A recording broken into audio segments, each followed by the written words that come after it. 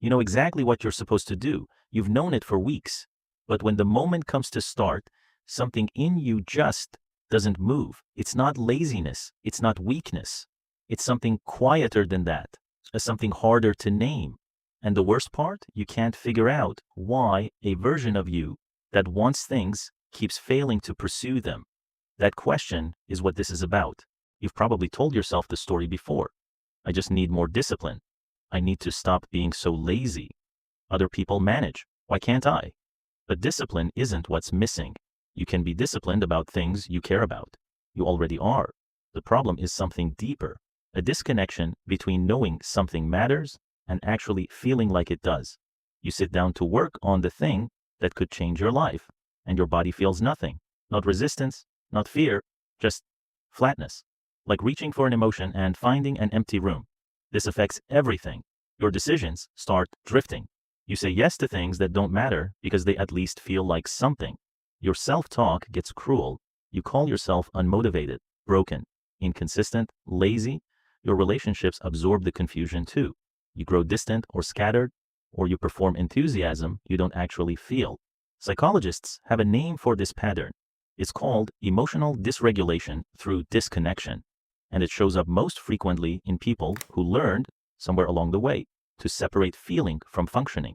Here's what I want you to understand. You are not broken. This disconnection you feel, it didn't come from weakness. It came from intelligence. At some point in your life, feeling things fully was either too painful, too risky, or simply not rewarded. So your nervous system adapted. It learned to mute the emotional signal just enough to keep you functional, just enough to keep going. That was a smart survival move. The problem is that motivation, real motivation, is not a cognitive process. It is an emotional one. And when you've learned to dampen emotion, you've also unintentionally dampened your drive. You're not unmotivated, you're emotionally disconnected from your own goals. Here's what's happening in your brain. Motivation is regulated by a brain circuit centered around the limbic system, particularly the amygdala and the nucleus accumbens. This circuit runs on emotional signal, not logic. When you feel connected to a goal, when it carries meaning, identity, or emotional weight, dopamine is released in anticipation. That anticipatory dopamine is what we call motivation. It's the feeling of leaning towards something. But when emotional signal is muted, when the connection between self and goal has gone quiet, that dopamine release doesn't happen. The brain receives no signal worth moving toward. Think of it like this. Imagine motivation is a fire. Logic is the wood. Emotion is the spark. You can stack perfect wood all day. Without the spark, nothing ignites. Here's the mental model.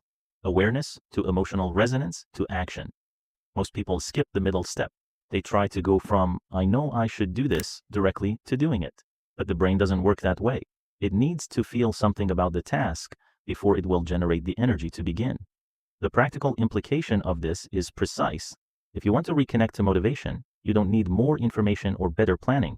You need to rebuild the emotional bridge between who you are and what you're doing. Here is how to do that specifically. Step 1. Name the flatness without judgment. When you sit down and feel nothing, don't push through it immediately. Pause and say internally, I notice I feel disconnected right now. This activates your prefrontal cortex, the brain's labeling system.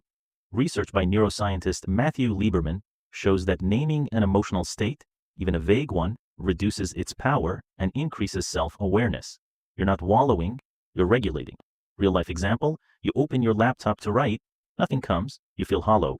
Instead of forcing or fleeing, you say, something in me isn't here right now. That small act begins the reconnection. Step 2. Trace the goal back to a feeling. Ask yourself, when did this goal feel real to me? Not useful, not logical, real. Think of the specific moment, the conversation, the image, the feeling in your chest that made you care about this in the first place. This works because episodic memory tied to emotion and context, reactivates the limbic system. You're not just remembering an idea, you're re-experiencing an emotional state, and that state reignites the dopamine signal. Real life example, you wanted to learn a skill, then life got hard and it became just another task. Go back to the night you first watched someone do it and felt something shift in your chest. That feeling hasn't gone anywhere. It's waiting to be found again. Step 3. Reduce the cognitive load before you begin. One reason emotional disconnection deepens is decision fatigue and cognitive overwhelm. When the brain is overloaded, it suppresses emotional processing to conserve energy. The fix is radical simplicity.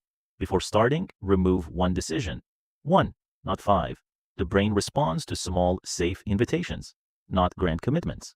Real life example. Instead of "I'll work for 2 hours today," open the document and write one sentence, just one. The brain's reward system responds to completion, however small. That tiny dopamine hit begins to rebuild the bridge. Step 4. Use the body as an emotional gateway. Emotion is not only mental, it is somatic, meaning it lives in the body. Research in interoception, the brain's reading of internal body signals, shows that physical states directly influence emotional availability. If your body is tense, shallow breathing, or static, your emotional access is restricted. Before beginning something that matters, spend 90 seconds in slow physical movement. Walk slowly, breathe deeply, stretch. This signals safety to the nervous system and opens the channel between body and emotion. Real life example. Before a difficult creative session, walk to another room and back slowly. Notice what's in your body. You'll often find you arrive differently. Step 5. Anchor identity to process, not output. The deepest source of sustained motivation is identity-based emotional investment, a concept central to self-determination theory. When your goal is attached only to an outcome, your brain treats it like a debt. But when it's attached to who you are, the emotional signal stays alive. The shift is small but precise. Instead of "I need to finish this," "This is what someone like me does." Real life example. Not "I have to exercise today," but "I'm someone who moves their body." It's not affirmation, it's neurological reframing. The brain protects identity before it protects schedules. Here is the one thing to hold on to. Motivation is not a character trait. It is the emotional resonance between who you are and what you're doing. When that resonance goes quiet, the bridge has gaps. Your work is not to force movement. Your work is to rebuild the bridge. One feeling named, one memory traced, one decision removed, one breath taken, one identity claimed. That is how disconnection becomes direction. You've spent a long time wondering what was wrong with you. Nothing is wrong with you. Your nervous system learned to protect you by going quiet. That quietness kept you safe. But you don't need that protection anymore. The goal now isn't to force the fire. It's to remember what the spark felt like. And then, gently, without performance, to let yourself feel it again. That's not motivation coming back. That's you coming back.